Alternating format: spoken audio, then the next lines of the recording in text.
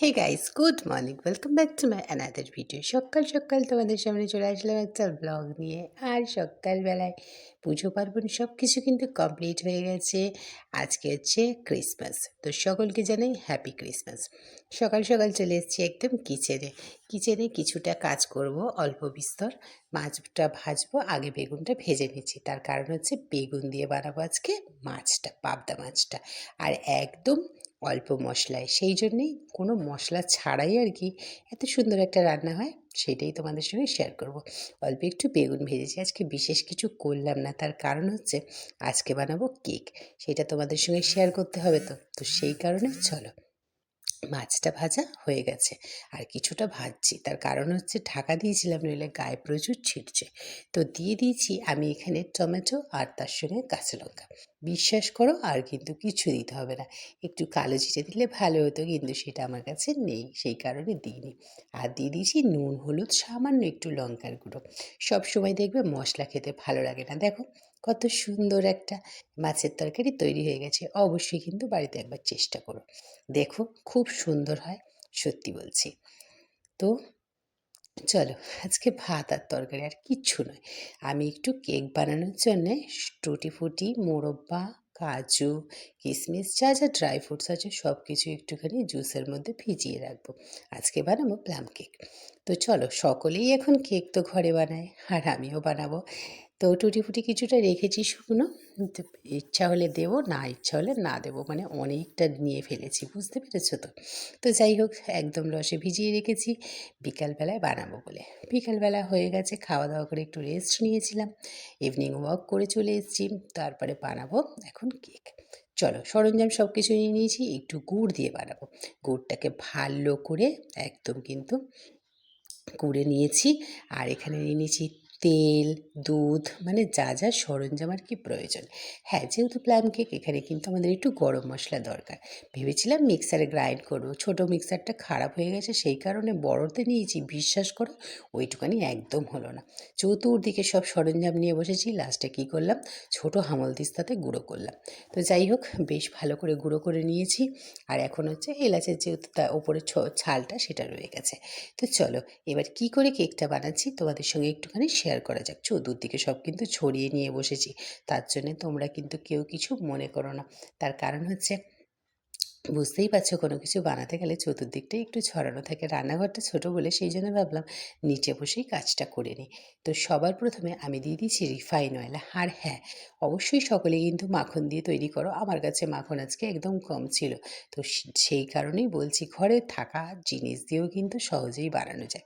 আর যেহেতু হচ্ছে শীতকাল, সেহেতু হচ্ছে গুড় দিয়ে বানাচ্ছি। সকলেই তো সুগার দিয়ে বানায়, আমি বানাচ্ছি গুড় দিয়ে। কেমন লাগলো রেসিপিটা অবশ্যই কিন্তু জানাবে। দাঁড়াও, এখন তো শুরুই করলাম না, আগেই বলে দিলাম কেমন লাগলো। তো যে যেখান থেকে দেখছো সকলকে অনেক অনেক ভালোবাসা জানাচ্ছি। আর হচ্ছে গিয়ে কেকটা কিন্তু অবশ্যই বাড়িতে একবার ট্রাই করো। আমিও কারোর দেখেই শিখেছি, কিন্তু মানে সবার থেকে নিয়ে টুকিটাকি করে নিজের মতন করে বানিয়েছি। এইবার আমি তেলের মধ্যে দিয়ে দিয়েছি কিন্তু দুটো ডিম। দুটো ডিমকে আমি হুইস্কের সাহায্যে খুব সুন্দর করে ফেটিয়ে নেবো। যাদের হ্যান্ড ব্লেন্ডার আছে তাদের তো কোনো কথাই নেই, খুব সুন্দর করে তারা কিন্তু হচ্ছে গিয়ে মানে ফ্লাপি ব্যাপারটা আনতে পারবে। আর আমি তো হাত দিয়ে করছি, তাও দেখো কত সুন্দর কিন্তু হয়ে গেছে। আরও ফ্যাটালে আরও বেশি হতো, কিন্তু ওই যে সময়ের অভাব, কিছু লেজিপনা, এইসব করে করেই আর কি হবে। তো চলো, বাদ বাকি জিনিসগুলো এবার একটু আস্তে আস্তে অ্যাড করা যাক। এবার দিয়ে দিয়েছি গুড়। হ্যাঁ, গুড়ের মিষ্টতা কে কীরকম খাবে সেটা কিন্তু তোমাদের ওপরেই ডিপেন্ড করছে। হ্যাঁ, গুড়টা দিলে কালারটা জাস্ট একটা অসম কালার আসবে, বাইরের দোকানের মতন জিনিস হবে। তো সেইটা আমি তোমাদের কাছে গ্যারান্টি দিতে পারছি। যেহেতু কেকটা বানানো হয়ে গেছে, আমি তোমাদের কাছে ভিডিওটা আজকে আনছি, সেই কারণেই আমি তোমাদের কাছে বলতে পারছি কালারটা কিন্তু জাস্ট একটা অসম কালার হবে। এবার ঝটপট করে দেখা যাক কী কী নিচ্ছি। আমি এখানে নিয়ে নিচ্ছি 1 বাটি ময়দা। তো ময়দাটা হচ্ছে গিয়ে একটু মাপটা কিন্তু তোমাদের বুঝে নিতে হবে। ময়দাটা, তার সঙ্গে আমুল দুধ, এগুলোকে নিয়ে আমি কিন্তু জাস্ট একটু ভালো করে মানে ছেঁকে নিতে হবে, যাকে বলে ছাঁকনির সাহায্যে। আমুল দুধ আর যে গুঁড়ো মশলাটা আমি করেছি, গরম মশলাটা, সেটা কিন্তু দিতে হবে। তো দেখতে পাচ্ছ ময়দাটা আমি নিয়ে নিয়েছি। এবার সুন্দর করে একই ডিরেকশানে কিন্তু আমাদের ফেটাতে হবে, অন্য ডিরেকশান হলেই অসুবিধা। এই যে মশলাটা দেখতে পাচ্ছ, মশলাটাকে কিন্তু আমি এখন হচ্ছে দিয়ে দেবো। আর এই প্লাম কেক বানানোর জন্যে আমাদের কিন্তু মশলা অবশ্যই দিতে হবে। না হলে কিন্তু সেই টেস্ট আমরা কিন্তু পাবো না। তো চলো এইবার বাদবাকি যা ইনগ্রিডিয়েন্টস আছে সেগুলোকে অ্যাড করা যাক।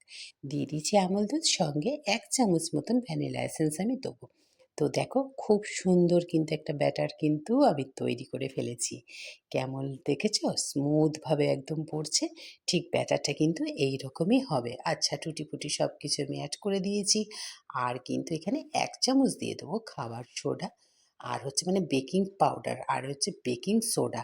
বেকিং সোডাটা অল্প দেবে, 1/2 চা চামচ, আর বেকিং পাউডারটা ১ চা চামচ। ব্যাস, দিয়ে আর রাখা যাবে না, সুন্দরভাবে ফেটিয়ে আগে থাকতে তৈরি করে রেখেছিলাম আমি প্যান। তো কেকের যে কেক টিন বা কেক মোল্ড যেটা পাওয়া যায় সেটা আমার কাছে কিন্তু নেই। আমি গেছিলামও কিনতে, বাট আমি এখন পাইনি। তো যাই হোক, মোটামুটি আমি একটা রেডি করে রেখেছি। সিলভারের প্যান ছিল, তেল ব্রাশ করে তার কাছে দিয়ে দিয়েছিলাম ময়দা। ব্যাস, এইটা দিলে কিন্তু কেকটা অতি সহজে উঠে আসবে। তো সেই কারণে কোনো চিন্তা করার মতন কিছু নেই। এখন কেকের ব্যাটারটা আমি দিয়ে দিয়েছি। আর মাইক্রো ওভেন থাকলে তো কোনো চিন্তাই নেই, ঢুকিয়ে দাও, হয়ে যাবে। আমি কিন্তু ফ্রি হিট করে নিয়েছিলাম গ্যাসে, মানে আমার উম প্যানটা বসিয়ে আর কি, কড়াটা বসিয়ে। আর এর ভেতর দিয়ে দিয়েছিলাম মোটামুটি ৪০ মিনিটের জন্যে। তো চলো ৪০ মিনিট পরে ফেরত আসছি। তার সঙ্গে আরেকটা কেকও দেখাই, যেটা মেয়ে বানিয়েছে। মেয়ে বানিয়েছিল ওরিও বিস্কিটস দিয়ে, আর তার সঙ্গে ছিল ২ টো টাইগার ক্রাঞ্চি, মানে যেটা গোপালার থাকে, সেই দুটোকেও অ্যাড করে দেওয়া হয়েছে। এই কেকটা এত সুন্দর হয়েছে কি বলবো তোমাদেরকে। জাস্ট ট্রাই করে দেখো তোমরা একবার, কিচ্ছু লাগে না। এইটাকে একটুখানি গ্রাইন্ড করে নেবে, আর গ্রাইন্ড করার পরে একটু সামান্য দুধ, ১ চামচ অয়েল, আর তার সঙ্গে হচ্ছে গিয়ে একটুখানি মানে হচ্ছে খাবার সোডা, মানে বেকিং পাউডার আর বেকিং সোডা, ব্যাস আর কিচ্ছু নয়। এত সুন্দর একটা ফ্লপি কেক হয়ে যাবে। মানে না লাগবে তোমাদের কোকো পাউডার, না কিছু। তো দেখতেই পাচ্ছ গুঁড়োটা হয়ে গেছে। আর সুন্দর করে ব্যাটারটা একটুখানি করে নিলেই দেখো, এই দেখো কত সুন্দর দুজনের কেকই আমাদের রেডি হয়ে গেছে। বাবুর কেকটা সত্যি খুব সুন্দর হয়েছে, খেতেও কিন্তু একদম অসাম হয়েছে। তবে এখানেও শেষ করেনি, কি করেছে চলো দেখাচ্ছি। আমার কেকটাও কিন্তু কথা বলতে বলতে হয়ে গেছে। একটু কেক মোল্ডটা হলে ভালো হতো, শেপটা ভালো হতো, জানো তো। তো যাই হোক, কিন্তু শেপটা যেমনই হোক না কেন, কেকের কিন্তু কোনো রকম টেস্টের পার্থক্য হয়নি। তো চলো, দুটো কেকই আপাতত আমি হচ্ছে বাড়ি করে গিয়ে নিয়েছিলাম। এইবার হচ্ছে গিয়ে রাখার পালা। আর মেয়ে কী করেছে, ওর ভেতরে দিয়ে দিয়েছিল, ওর কেকটার ভেতরে চকলেট সিরাপ। সেটা আবার একদম গরম গরম, দেখো কত সুন্দর লাগছে, মনে হচ্ছে একদম লাভা কেক। তো লাভা কেকটা কাটলে হচ্ছে বেরায়, তো এটা ও ওপর থেকে দিয়েছিল। এত টেস্টি হয়েছে, তোমরা একবার জাস্ট ট্রাই করে দেখবে বাড়িতে। তো কেমন লাগলো রেসিপি দুটো অবশ্যই কিন্তু জানিও। আজকে ৩টে রেসিপি দিয়েছি, ২টো কেক, একটা হচ্ছে গিয়ে মাছের। চলো দেখা হচ্ছে আবার